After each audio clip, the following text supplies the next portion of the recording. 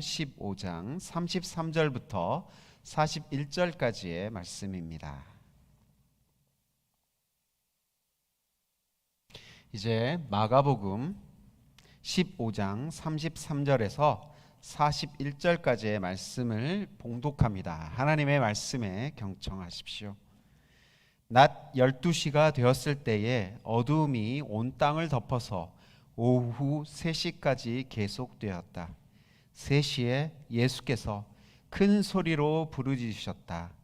엘로히 엘로히 레마 사박다니. 그것은 번역하면 나의 하나님 나의 하나님 어찌하여 나를 버리셨습니까? 하는 뜻이다. 거기에 서 있는 사람들 가운데서 몇이 이 말을 듣고서 말하였다. 보시오, 그가 엘리야를 부르고 있어. 어떤 사람이 달려가서 해면을 신 포도주에 푹 적셔서 갈대에 꿰어 그에게 마시게 하며 말하였다. 어디 엘리야가 와서 그를 내려주나 두고 봅시다. 예수께서는 큰 소리를 지르시고 숨지셨다. 그때 성전 휘장이 위에서 아래까지 두 폭으로 찢어졌다. 예수를 마주보고 서 있는 백부장이 예수께서 이와 같이 숨을 거두시는 것을 보고 말하였다. 참으로 이분은 하나님의 아들이셨다. 여자들도 멀찍이서 지켜보고 있었는데 그들 가운데 막달라 출신 마리아도 있고 작은 야고보와 요새의 어머니 마리아도 있고 살로메도 있었다. 이들은 예수가 갈릴리에 계실 때에 예수를 따라다니며 섬기던 여자들이었다. 그 밖에도 예수와 함께 예루살렘에 올라온 여자들이 많이 있었다. 이것은 우리 주님의 말씀입니다. 아멘. 조신 우리 주님의 은총과 평강이 교우 여러분과 함께 하길 빕니다. 어린이 여러분께 문제 하나 먼저 내고 시작하겠습니다. 자, 첫 번째 고개입니다.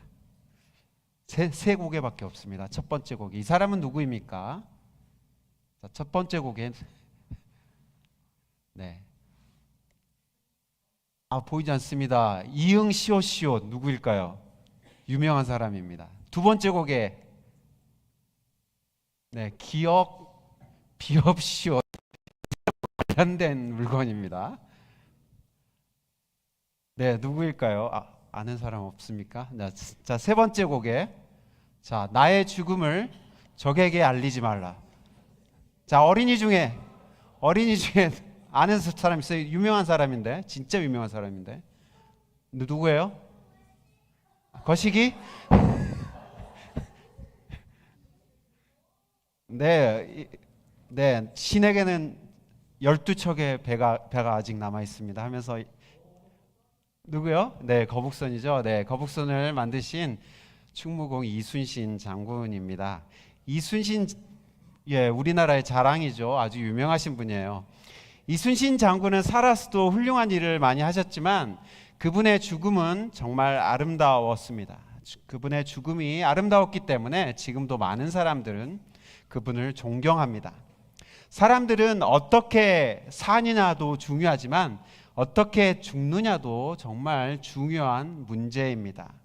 어떻게 죽는지에 따라서 한 사람에 대한 평가가 달라지기 때문입니다.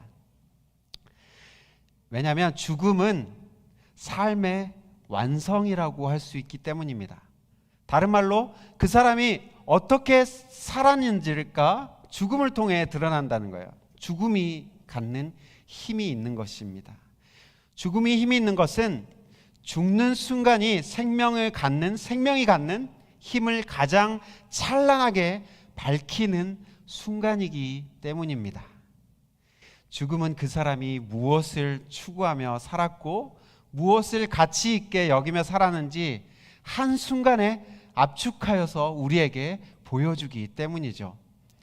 여러분, 사육신이라는 조선시대에 6명의 죽음으로 자신의 의리를 보여줬던 그 신하들이 있었어요. 그래서 죽을 사, 여선육, 그리고 신하 신자를 써서 사육신이라고 불러요. 이 사람들의 죽음이 되게 유명한데요. 조선시대 단종이라는 임금이 있었습니다. 어린 나이에 임금이 되었는데 이 사람의 삼촌, 그러니까 작은 아버지인 수양대군이란 사람이 이 조카의 자리를 빼앗아 버려요. 그래서 자신이 대신 왕이 되죠. 자신이 왕이 되었습니다.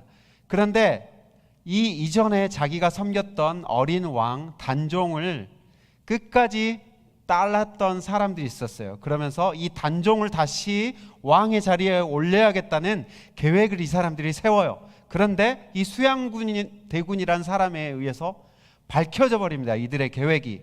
그러면서 이들이 끔찍한 죽음을 당하게 되죠. 이들의 의로운 죽음을 후대 사람들은 널리 기억하고 모범으로 살았습니다. 그들은 죽었지만 죽지 않았습니다.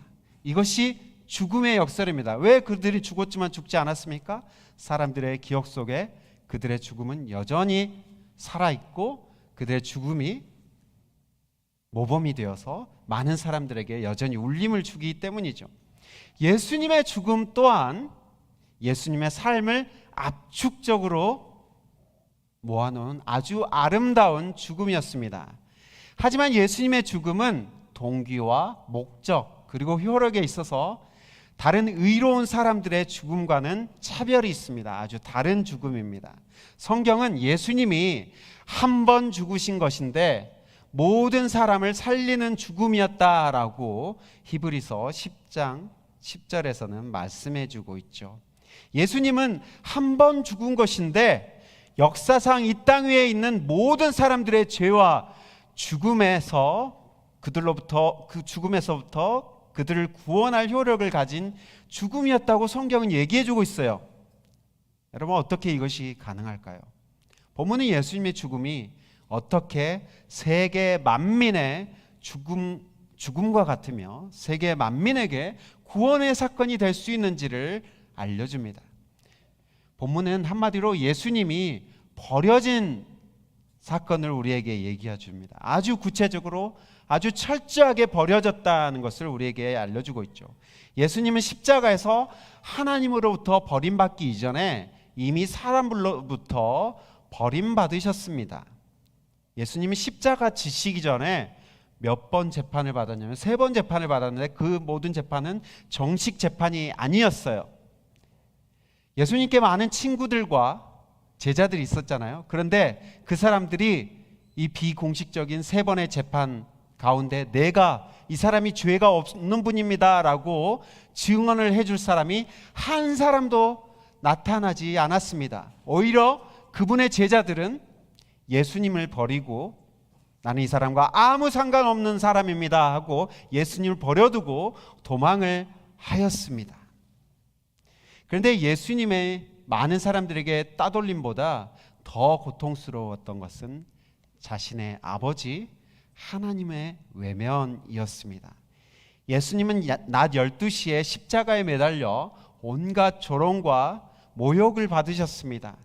여러분, 한국말로 유기라는 말이 아주 어려운 말인데 버림받았다는 뜻이에요.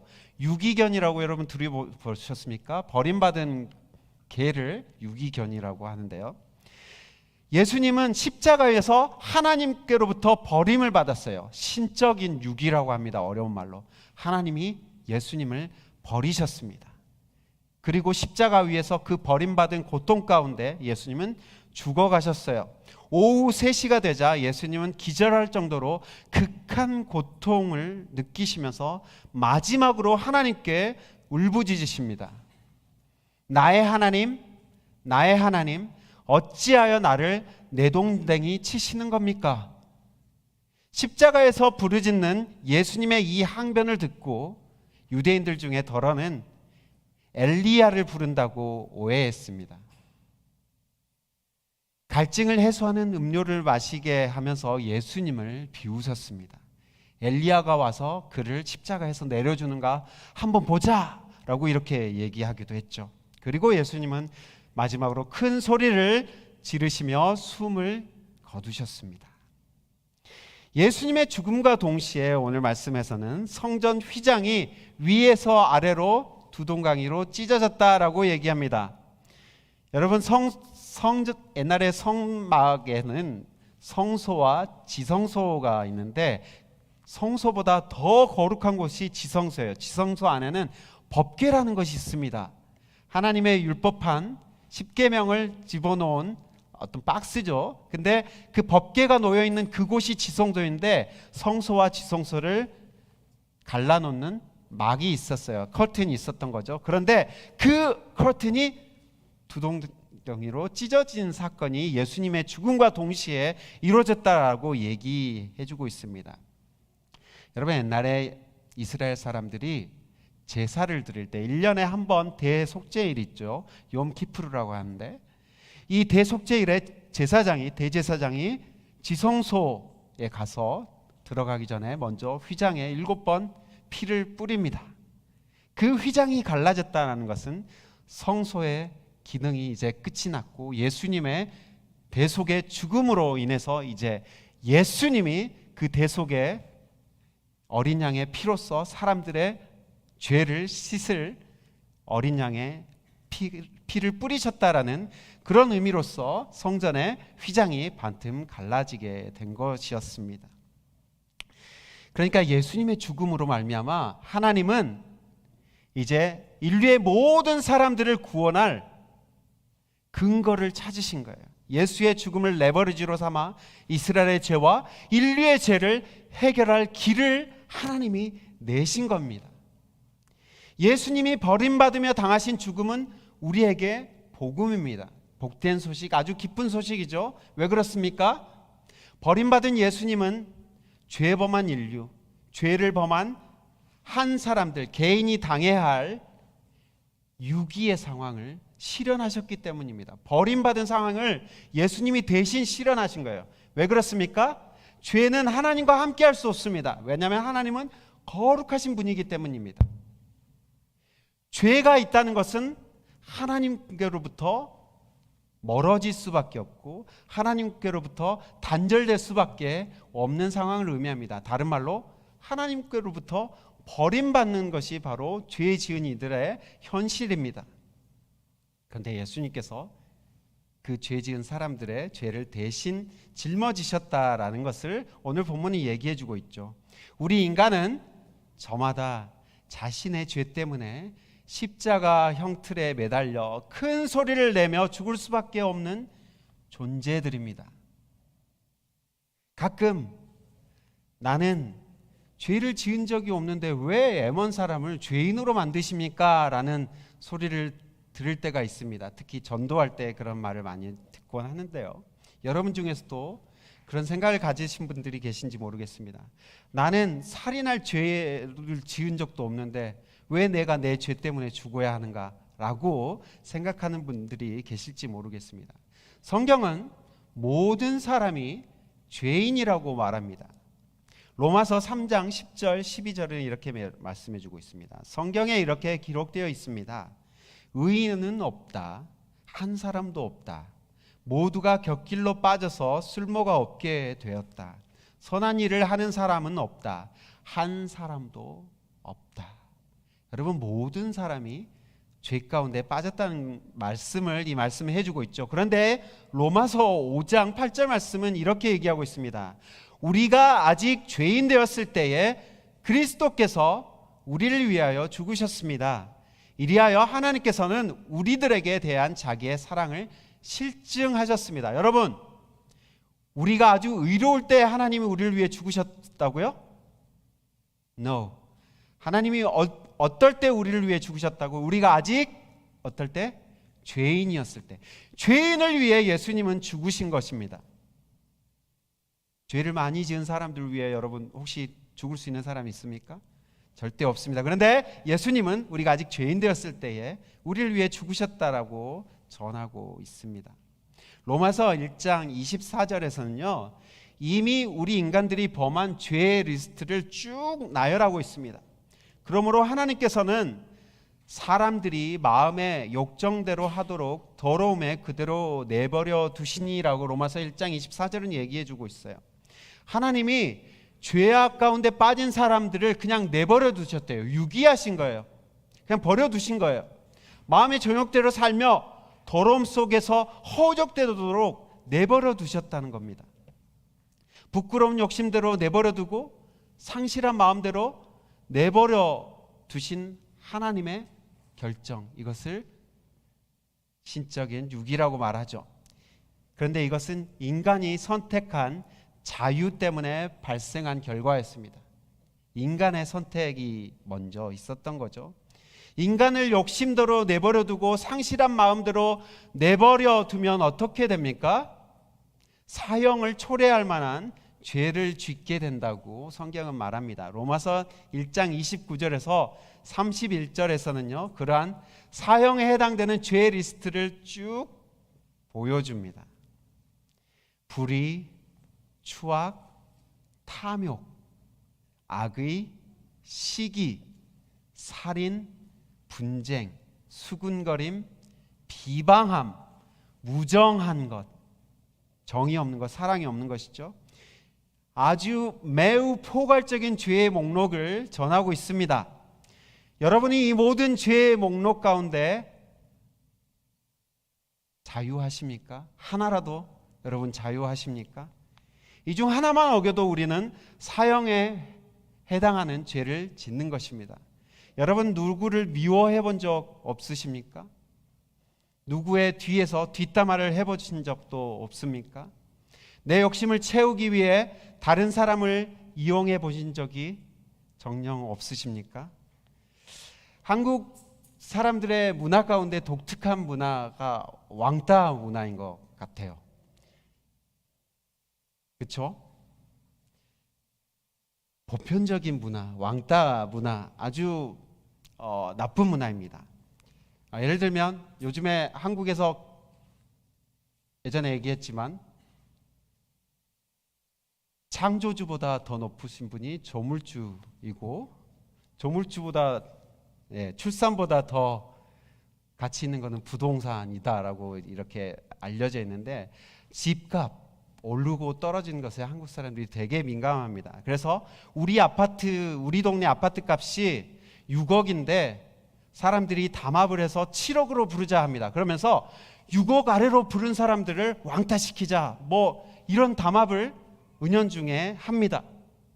그리고 분양 아파트 사이에 꼭 임대 아파트를 하나씩 지어야 되는데 그 임대 아파트에 사는 사람들을 사람 취급도 안 하고 따돌립니다.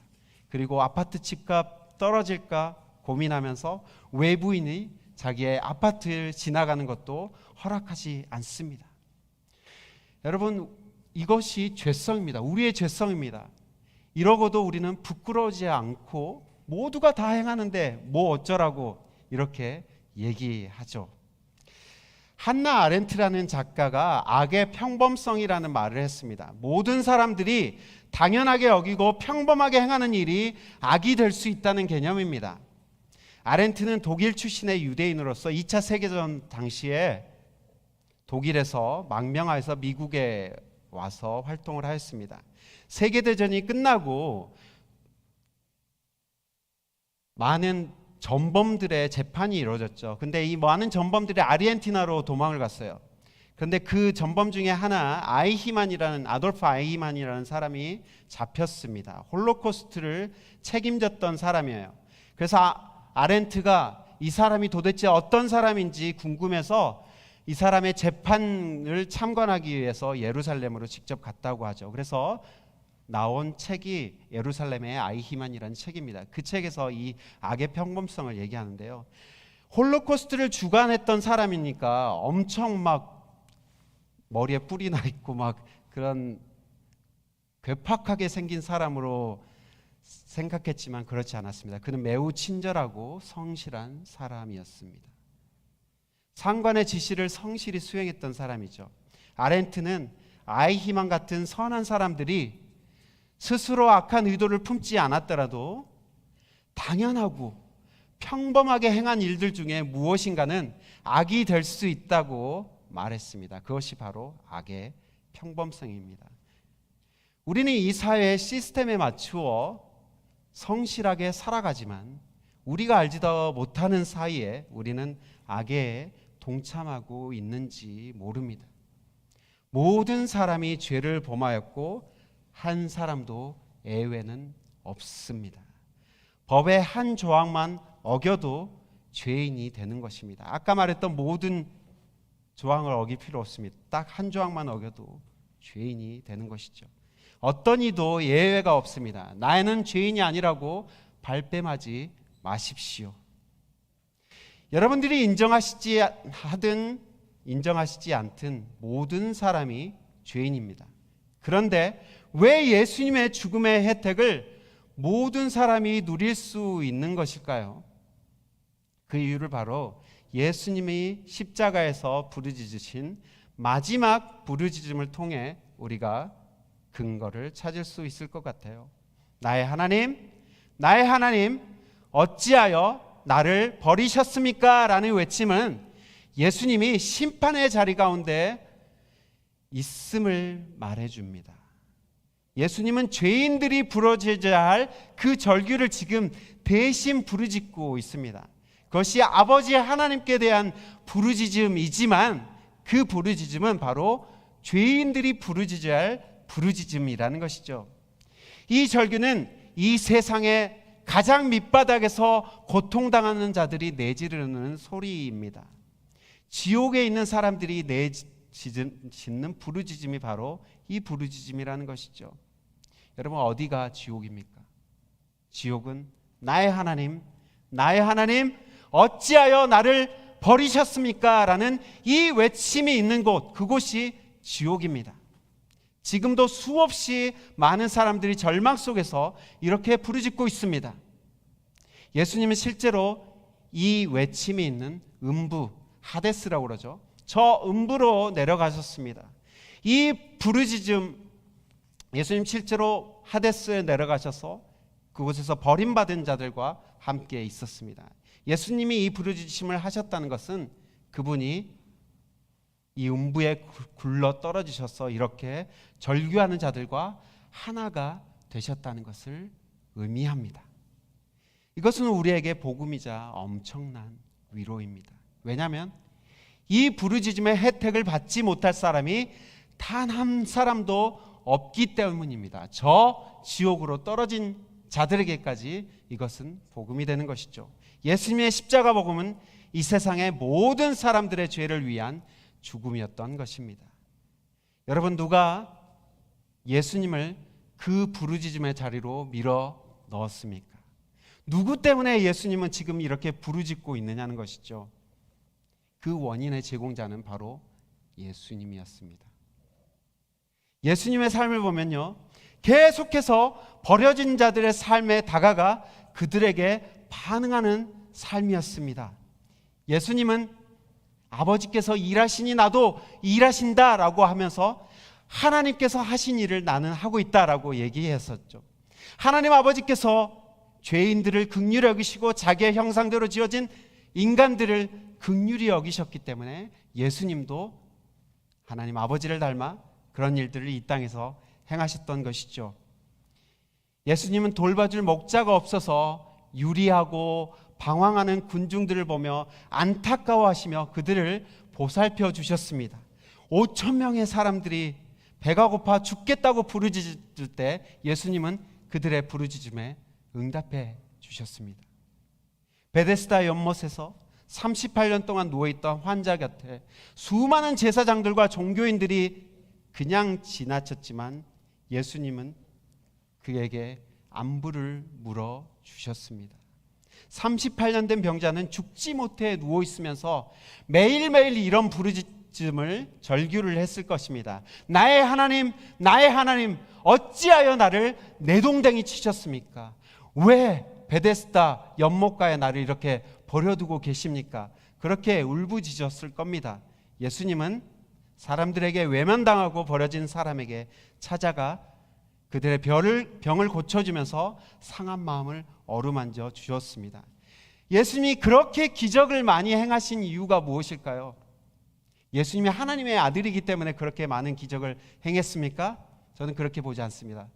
예수님 안에 있는 사람을 향한 긍휼한 마음, 그 진실성, 감화력 가운데 기적이 흘러나왔다고 믿습니다. 불쌍히 여기시고 긍휼히 여기시는 그 마음이, 창자가 끊어진 애간장이 끊어지는 그 마음 가운데 예수님에게 능력이 나가고 그 병자들을 치유해 주었던 것이죠. 예수님은 이스라엘 백성들의 역사 속에서 수백 년 동안 외쳐온 외침, 어찌하여 우리를 버리셨습니까? 라는 그들의 외침을 자신이 직접 가져오셨습니다. 그리고 죄인들이 절망 속에 외치는 그 외침을 십자가에서 이제 대신 부르짖고 계신 겁니다. 예수님의 십자가가 세계 만민에게 효력 있는 또 다른 이유는 그분이 아무 죄가 없는 분이기 때문입니다. 예수님은 죄가 없으신 분으로서 죄인들의 옷을 대신 입으신 것이었죠. 그는 하나님이시면서도 직접 죄인들의 몸을 입고 이 땅에 내려오셨습니다. 죄인들이 받는 침례를 받으셨고 마침내 죄인들이 버림받은 자리인 십자가 위에 달리신 겁니다. 앞에서 말씀드렸듯이 하나님 아버지는 예수님의 죽음을 레버리지 삼아 인간을 회복할 프로그램을 작동하기 시작하셨습니다. 억울하게 죽은 예수의 십자가의 죽음을 사흘 만에 부활로 하나님은 다 무효화시키셨어요. 하나님은 십자가에 달린 예수의 죽음에 세계 만민의 책임이 있다고 선포하셨습니다. 너희 때문에 예수가 십자가에 달렸다라고 말씀하신 거죠. 이로 인해 모든 사람이 십자가를 보는 순간 내 죄 때문에 예수님이 십자가에 달려 돌아가셨다는 것을 깨닫게 되는 것입니다. 십자가를 보는 순간 우리는 죄로부터 해방되어 참 구원을 맛볼 수 있다고 요한복음 그렇게 외치고 있습니다. 요한복음 3장에 그것이 아주 잘 설명되어 있죠.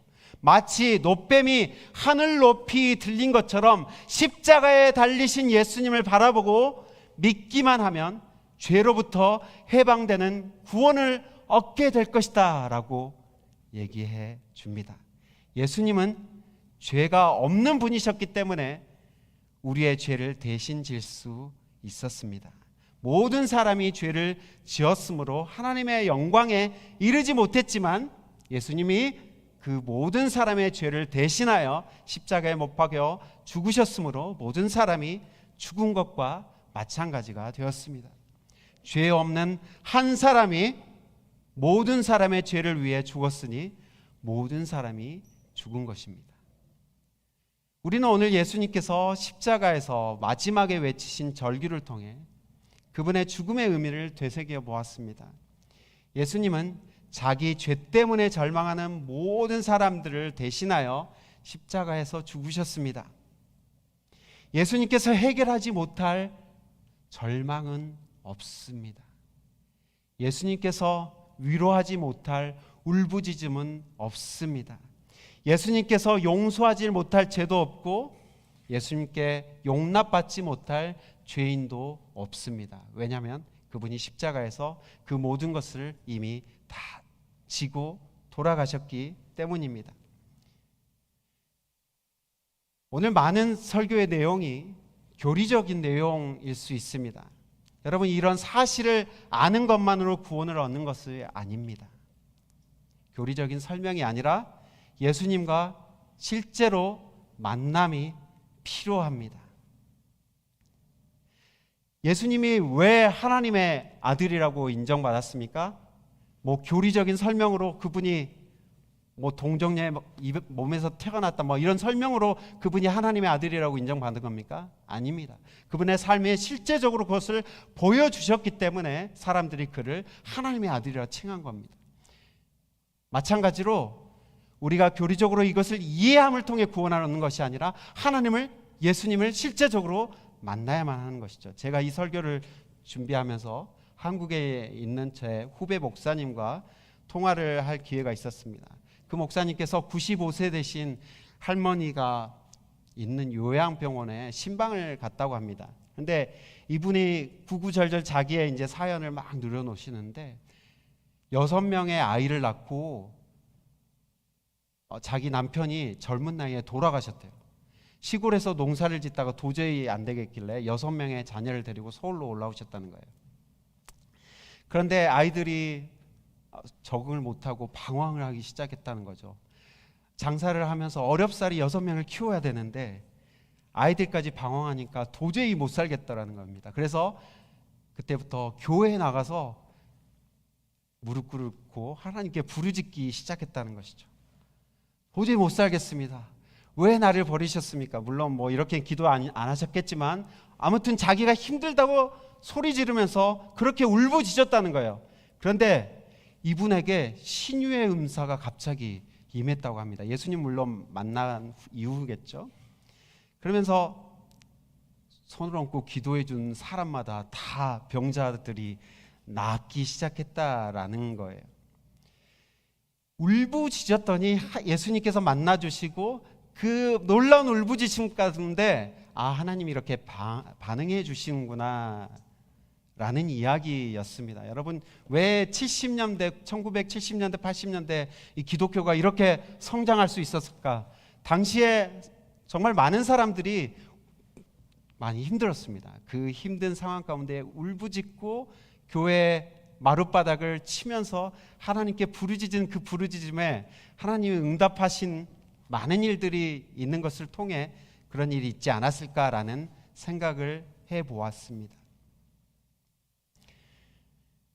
어떤 의미에서 그런 배고픔의 시기가 지나고 부유한 이 시기가 우리에게는 복이 아닐 수도 있겠다라는 생각을 해보았습니다.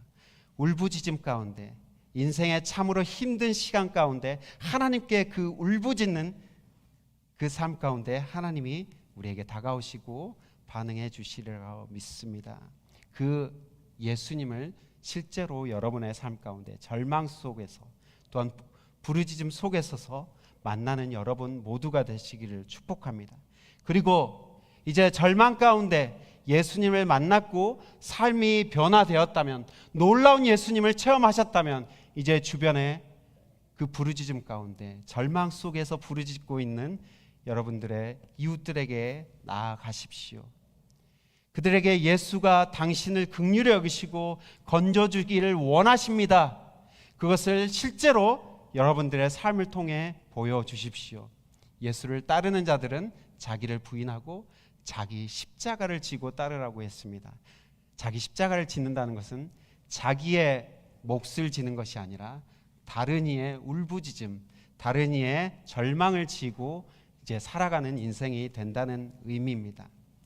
여러분 모두가 죄의 노예에서 벗어나 성령님이 감동하시는 대로 순종하며 선한 일에 동참하는 하나님 자녀로 살아가기를 주님의 이름으로 축복합니다. 같이 기도하겠습니다. 주님, 우리는 죄인입니다. 이 죄를 우리 스스로는 해결할 수 없고 이 죄의 울부짖음 가운데 우리는 절망하고 좌절할 수밖에 없었지만 예수님께서 우리를 대신하여 대신 하나님께 부르짖어 주셨고 대신 우리의 십자가를, 우리의 사형틀을 대신 짊어 주셨습니다. 그 예수님을 나의 구주, 나의 삶의 주인으로 모십니다. 주여, 우리의 절망 가운데 찾아와 주시고 우리의 부르짖음 가운데 찾아와 주시고 우리를 만나 주시고 우리를 새롭게 하여 주옵소서. 예수 그리스도의 이름으로 기도합니다. 아멘.